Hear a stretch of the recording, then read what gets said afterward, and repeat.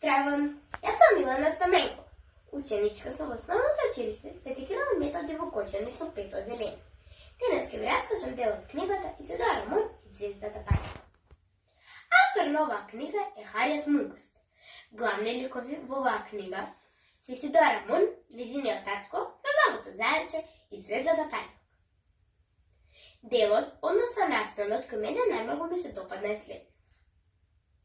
Еден ден, наставничката и соопштила на Исидора Рамон и нејзините соученици дека треба да направат или нацртаат нешто поврзано во Вселената.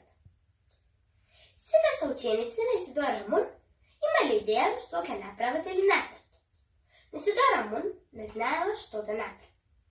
Таа била малку загрижена. Кога се вратила дома, се ја објаснила на мајка си.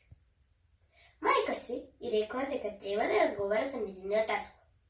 Продолжила да ја кажува како татко и цело време седел пред телескопот и ја наблюдувал небото, звездите и така натаму.